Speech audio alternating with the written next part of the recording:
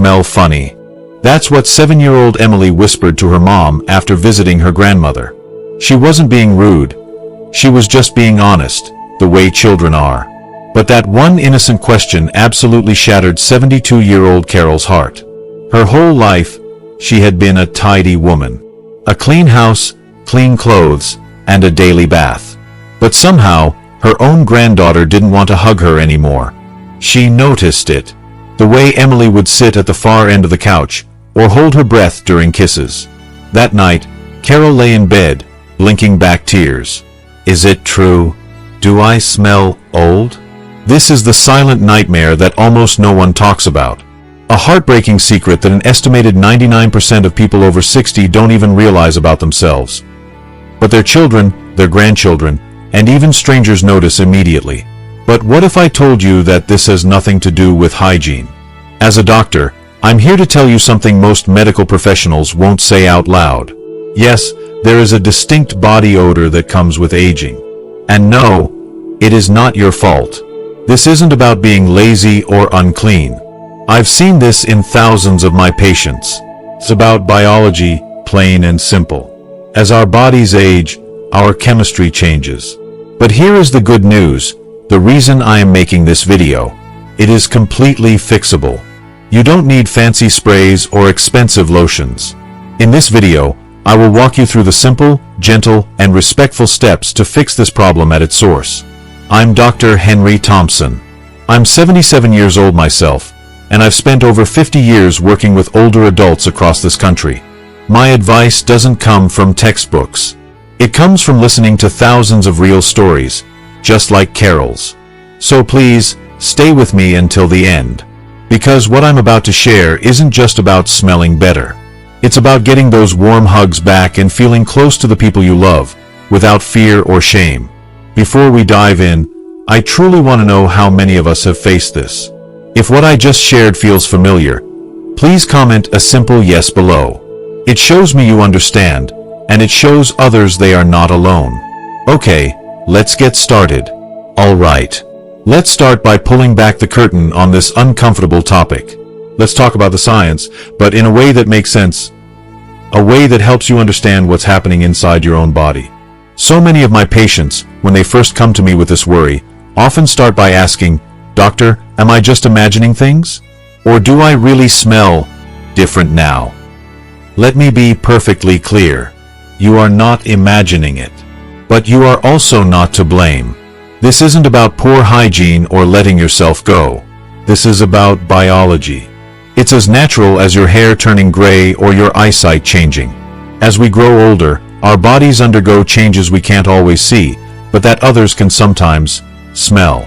And if no one has told you this before, it's not because they don't care. It's because this topic is awkward, even a little taboo. But today, we're going to talk about it with clarity, with respect, and with one single goal in mind, restoring your confidence. Let's break down the 3 biggest biological reasons behind that scent we often associate with aging. First, and this might surprise you, you sweat less. But that's actually a problem. Now, I know what you're thinking. Less sweating sounds like a good thing, right? After all, who wants to feel sticky or drenched in the summer heat? But here's the catch. Sweat isn't just about cooling you down. Think of it as your body's natural housekeeping service. When you were younger, your body was a powerhouse, producing roughly a quart of sweat each day. This constant, gentle flushing process was incredibly efficient. It pushed out toxins, dirt, and metabolic waste right through your skin, keeping your body's internal environment clean. But here's the core reason why this changes as we age. After 60, our sweat glands, like many other systems in the body, begin to slow down. They become less active, and their output drops drastically. For some of my patients, it's less than half of what it used to be. Less sweat means fewer toxins leaving your body through the skin. So, where do those toxins go? The unfortunate answer is, they don't really go anywhere. They build up. They settle on the surface of your skin, and they become a food source for the microscopic bacteria that live there. As these bacteria feed on these trapped oils and toxins, they produce byproducts. And it's those byproducts that create that faint, musty, sometimes sour odor that many younger people notice, but rarely mention. Have you ever felt like your skin just doesn't feel as fresh as it used to, even right after a shower? This is a classic, relatable symptom. It's not in your head. It's a direct result of this reduced housekeeping service. The scientific proof for this is well established in dermatology and gerontology. Studies published in journals like the Journal of Investigative Dermatology have documented the structural changes in sweat glands as we age, confirming their decreased function. I had a patient once, a wonderful gentleman named Frank. He was a retired mailman, always active. He told me, "Doc, I used to sweat just walking to the mailbox. Now, I can work in the garden for an hour and barely break a sweat." He was proud of it. But his wife had confided in me that he had developed a persistent, heavy scent that clung to his favorite armchair. It was this lack of sweating, this internal buildup, that was the root cause. This is the first piece of the puzzle. We'll talk about how to gently restart this natural flushing process in a little bit. Second, your skin's oil changes and produces a hidden chemical. This one is often the biggest shock to my patients. After the age of 50 or so, your skin begins to produce a very specific fatty compound. It's called 2-nonenal. You can just think of it as Nonenal. Now, this compound is virtually undetectable in younger people. But in older adults, it accumulates in the natural oil, or sebum, that your skin produces to keep itself moisturized. It's particularly concentrated in areas with more oil glands, like your neck, your back, and your chest. And here's the kicker. This chemical, 2-nonenal, has a distinct odor all its own. Scientists have described it as a little grassy, a little greasy, maybe even a bit like old books. It's a very unique scent signature. And here's why it's so frustrating. No amount of perfume or cologne can truly cover it up. In fact, trying to mask it often makes it worse. It's like spraying air freshener in a musty room. You don't eliminate the mustiness. You just create a confusing, unpleasant combination of smells. I remember a patient, a lovely lady named Susan, who came to see me. She was 68 and had spent a small fortune on expensive French perfumes. She told me, her voice full of sadness, "I just don't understand. I put on my favorite scent, and an hour later, I feel like I smell stale. My daughter says it's my perfume, but it's the same one I've worn for 30 years. The core reason for her struggle was the interaction between the alcohol in her perfume and the nonenal on her skin. It was creating a new, less pleasant scent. The discovery of 2-nonenal isn't just a theory, it's proven science. Japanese researchers first identified it back in 2001, in a landmark study that analyzed body odor from subjects of all ages. Their findings, published in the Journal of Gerontology, were definitive. 2-nonenal was only present in participants over the age of 40, and its concentration increased significantly with age. This isn't about being clean. You can scrub and scrub, but you can't wash away a chemical that your body is naturally producing from the inside out. But you can take steps to neutralize it and reduce its production, which is exactly what we'll cover. If this is the first time you've ever heard of the word nonenal, do me a favor and comment a simple "wow" below. You'd be surprised how many people are hearing this for the very first time. And that brings us to the third biological reason. Your mouth gets drier, and that changes your breath. This one is deeply personal for a lot of people. After the age of 60, your body produces about 50% less saliva than it used to. 50%. Think about that for a moment. Saliva isn't just for helping you swallow your food. It is the powerful, unsung hero of your oral health. Imagine a small, constantly flowing river. That's what saliva does for your mouth. It continuously cleanses your teeth and gums, washing away food particles. It neutralizes harmful acids that cause decay. And most importantly for our conversation today, it keeps the population of bacteria in your mouth under control. So, here is the core why of the problem. When that river of saliva dries up, your mouth becomes a stagnant pond.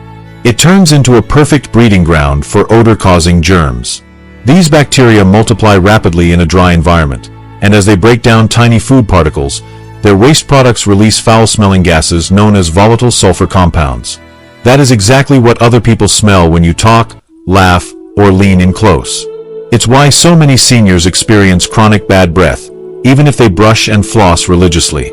The relatable symptom here is the persistent dry mouth feeling itself, often called xerostomia. Do you find yourself constantly needing to sip water?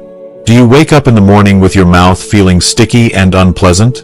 These are direct signs that your saliva production has decreased. A patient of mine, a retired teacher named Linda, was heartbroken. She told me, "My grandson used to love it when I'd whisper stories in his ear. But lately, he pulls away. I thought for the longest time it was just me." After we addressed her dry mouth, she came back to my office with tears in her eyes. Happy tears. She said, "He let me tell him a whole story last night." A whole story. The link between decreased saliva flow in older adults and halitosis, or bad breath, is extensively documented in dental and medical literature. It's a known biological fact of aging. So there you have it. Less sweat trapping toxins on your skin. A new chemical called Nonenal is being produced by your oil glands, and less saliva to clean your mouth. It's a triple threat. But please, don't feel discouraged. Don't feel ashamed. Because for every single one of these biological issues, there is a simple, practical, and effective solution. You don't need a doctor's appointment, and you don't need to spend a fortune. You just need the right information and a few small daily habits. Let's start with where things often go wrong, and how to make them right, beginning with your very next shower. Section 2. 3 body areas you're probably missing. Alright, so now that we understand the why, the biology behind these changes, let's move on to the how. How do we fix it? You might be thinking to yourself, "Okay, Dr. Thompson, I understand all that. But I shower every single day. I use good soap. I wash my hair. So why does it still happen?" This is a question I hear almost every day in my practice. And the truth is, most seniors do bathe regularly. The issue isn't about how often you bathe. It's about where you clean. After helping thousands of older patients navigate this exact problem, I've learned that there are 3 key areas of the body that almost everyone misses, or at least doesn't clean thoroughly enough. These hidden spots are where up to 90% of that unwanted odor comes from. They are the perfect storm of trapped moisture, oil, and bacteria. The good news is, once you know them, you can fix it. Starting with your very next shower. The first hidden zone we need to talk about is the skin folds, the creases. Our bodies are like road maps of our lives, and as we age, that map changes. Our skin gets softer, it loses some of its elasticity, and as a result, we develop more folds and creases. This is completely normal. Think about areas like the back of your neck, especially right at the hairline. Think about the delicate area behind your ears, under the arms, beneath the breasts for women, around the navel, and in the groin area, even behind the knees and inside the elbows. These areas are natural hiding places. They trap sweat, oil, dead skin cells, and bacteria. And because they're often harder to reach and see, they are frequently just glossed over during a quick shower. The core reason this becomes a problem as we age is twofold. First, as we discussed, our sweat is more concentrated with toxins.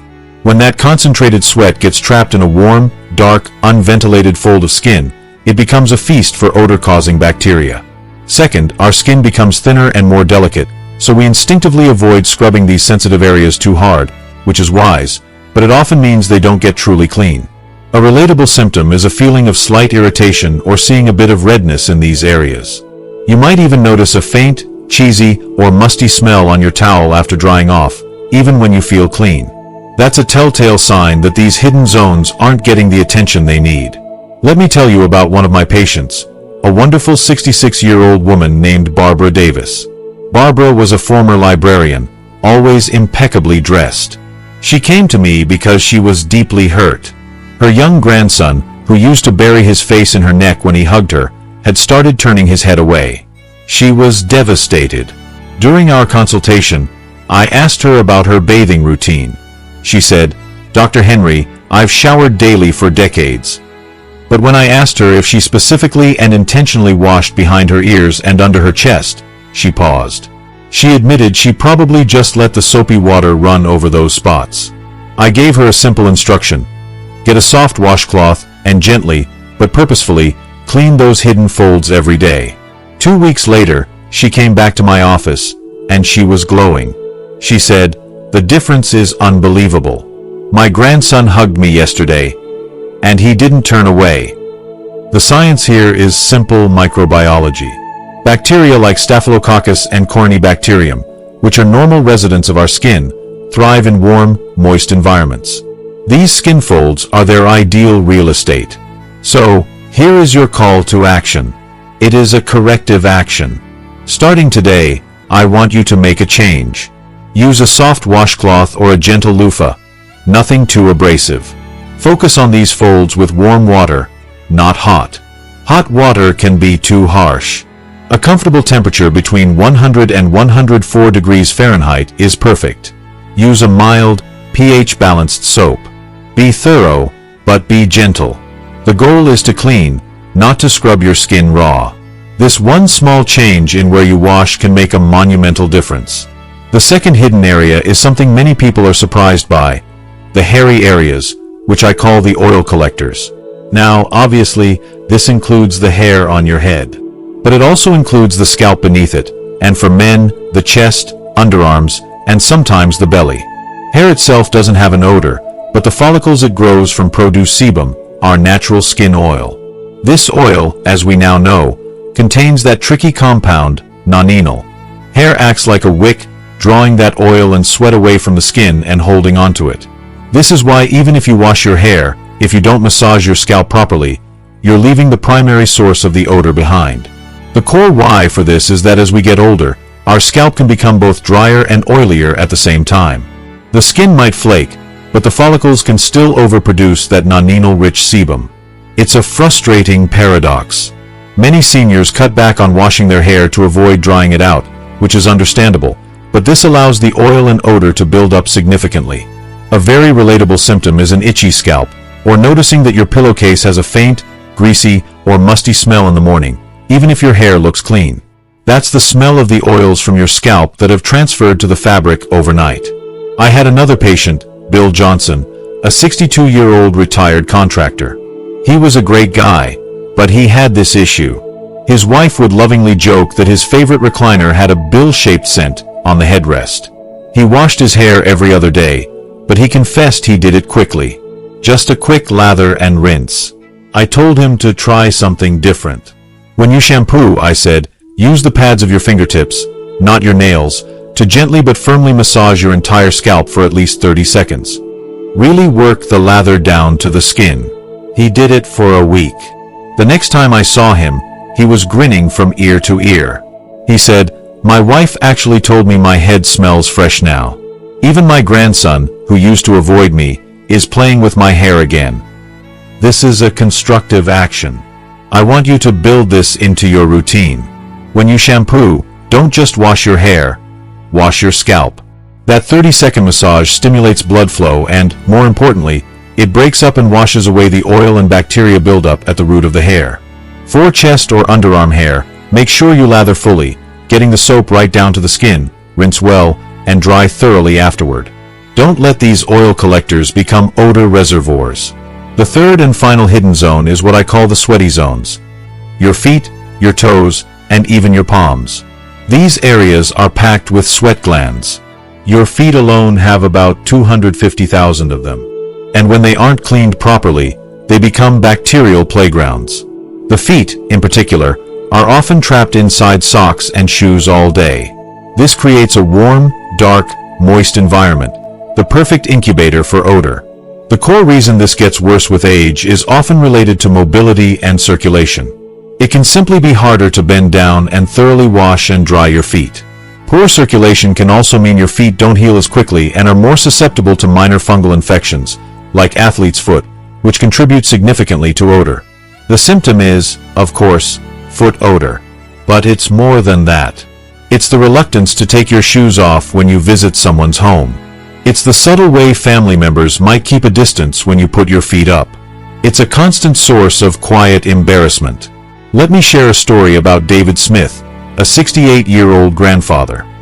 He was a wonderful man, but his feet smelled so badly that his daughter-in-law would always crack a window open in the living room, even in winter. He felt ashamed.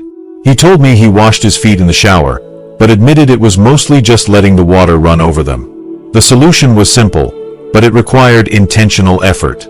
I told him to take a moment every day to sit on a shower stool, if needed, and scrub his feet, especially between each and every toe, and then to dry them completely. I mean, bone dry. This is the most important part.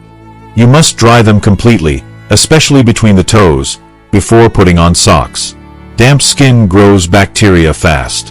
I also advised him to rotate his shoes, never wearing the same pair 2 days in a row, giving them 24 hours to air out completely. And finally, choose breathable cotton socks over synthetic ones. He followed the advice. At the next family dinner, no windows were opened. He told me, my daughter-in-law gave me a hug and said the house smelled lovely. That's all I needed to hear. This is your call to action. Be intentional. Scrub your feet and between your toes. Dry them completely. Rotate your shoes. Choose cotton socks. These simple, practical steps will eliminate the problem at its source. Just by adding this focused scrubbing routine for these 3 hidden zones, the folds, the hair, the feet, you will see a major difference, fast. But we're not done. Next, I'll share how a few simple lifestyle habits can help eliminate that smell from the inside out, and bring your family even closer. Section 3. 3 simple daily habits. Okay, now that you know where the smell comes from and what to wash, let's talk about the small, everyday habits that help fix this problem from the inside out. Because here is the beautiful truth. You do not need expensive lotions or sprays. You do not need to scrub yourself raw. What you really need is consistency. A few simple habits that support your body's natural cleaning systems. These 3 habits I'm about to share take less than 30 minutes out of your day, but they can fundamentally change how you smell, how your skin feels, and how people respond to you. The first daily habit is this: drink warm water, especially first thing in the morning. You've probably heard the advice to drink more water your entire life. But here's why warm water, specifically, makes a significant difference for older adults. Think of your body in the morning. After a long night's sleep, it's naturally dehydrated, and the toxins we've talked about have had hours to sit and accumulate. Cold water can be a bit of a shock to the system first thing in the morning. But warm water, consumed on an empty stomach, acts like a gentle internal shower. It gently flushes out those built-up toxins through your kidneys and bladder, eliminating them through urine before they have a chance to sit in your body, build up on your skin, or feed odor-causing bacteria. It kickstarts your metabolism and gets your internal housekeeping systems working right away. The core reason this is so crucial as we age is that our kidney function can become less efficient over time. Giving your kidneys a gentle, warm flush in the morning helps them do their job more effectively, easing the burden on your skin to eliminate waste. It's about rerouting the trash to the proper disposal system. A relatable symptom of not being properly hydrated is often mistaken for something else. That feeling of morning grogginess, a slight headache, or skin that feels dry and tight. We often blame it on a poor night's sleep. But more often than not, it's simply dehydration.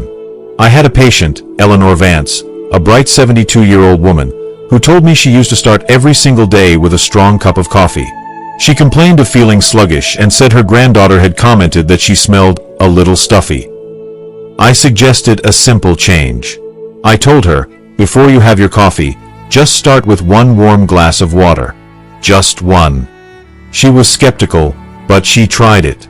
Within 2 weeks, she reported that not only did her skin feel better and less dry, but her granddaughter had given her a hug and said, "Grandma, you smell fresh today." That one small change made all the difference. So here is your constructive action. Aim for 6 to 8 8-ounce glasses of warm water per day. And here's an easy schedule to follow. 1 glass right when you wake up. 1 before lunch. 1 mid-afternoon. 1 before dinner. 1 after dinner. And 1 before bed. And a pro tip, coffee and tea do not count toward this total. Caffeine is a diuretic, meaning it actually makes you lose water. For every cup of coffee or tea you drink, you should drink an extra glass of water to balance it out. The second simple daily habit is to take a light walk in gentle sunlight. I'm too old to exercise. That's a phrase I hear so often from my patients, usually followed by a list of aching joints and fears of falling. But I'm not talking about hitting the gym or jogging 5 miles. I'm talking about a slow, 20-minute walk, once or twice a day, in mild sunlight. It can do absolute wonders. Let's break down the why. It works in 3 powerful ways. First, it helps you sweat lightly. Remember how we talked about sweating being your body's housekeeping service? A gentle walk is just enough to get that service running again, helping to clear out those trapped toxins on your skin. Second, the sunlight itself is a natural disinfectant. The UV rays, in gentle doses, kill surface bacteria on your skin and can also significantly boost your mood. Third, the gentle movement improves your circulation. Better blood flow means more oxygen and nutrients are delivered to your skin, supporting its health from the inside out. The core reason this is so vital for seniors is that it addresses multiple age-related issues at once: a slower metabolism, decreased circulation, and a tendency to stay indoors. A short walk gets the whole system moving again. I think of my patient Richard Peterson, 75 years old, a retired accountant with aching knees. When I suggested a walk, he scoffed. But I challenged him. "Richard," I said, "just start with 10 minutes around the block." That's it. He agreed to try. He started walking early in the morning, when the sun was soft. After a week, he was up to 20 minutes. He told me the smell his wife had complained about had faded, but more than that, he said, "Honestly, Doc, I just feel younger. My knees even hurt less." The best times for this walk are before 10 a.m. or after 4 p.m., when the sun isn't at its peak strength. This is your call to action. You don't need special equipment. You just need a pair of comfortable shoes and the willingness to take that first step out the door. The third and final daily habit: bathe daily, but skip the scalding water. A warm shower can be one of life's little luxuries. But water that is too hot, that's a skin disaster, especially for older adults. Here's why.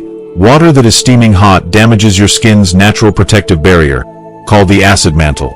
It strips away the healthy oils, dries out the surface, and ironically, it can actually trap odor-causing oils and bacteria by causing inflammation.